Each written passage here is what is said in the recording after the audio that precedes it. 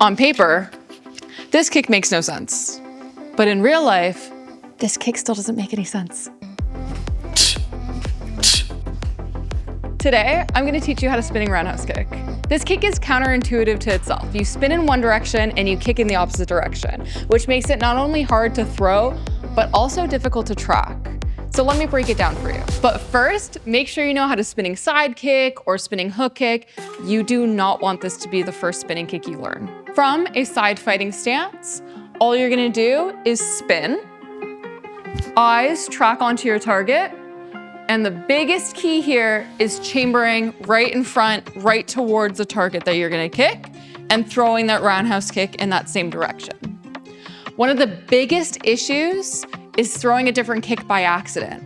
What I mean by that is if you chamber too soon, for example, if I chamber here and throw the kick, not only am I missing, but if I wanna try and hit you, I now have to turn it into a different kick.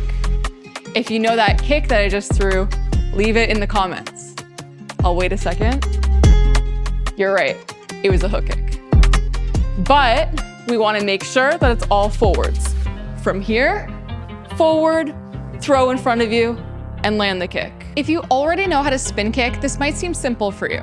But once you increase the speed, you're gonna feel it start to get a little awkward and off balance. So my biggest tips for you is A, core stabilization, and B, really working on that balance and base leg. If you need drills, tips, or tricks for that, I do have that on my page. I'm curious, what do you think is the hardest, most awkward spin kick? Leave it for me in the comments, and if I know it, I'll do a breakdown of it. But until then, I'll see you in the next video. Bye everyone.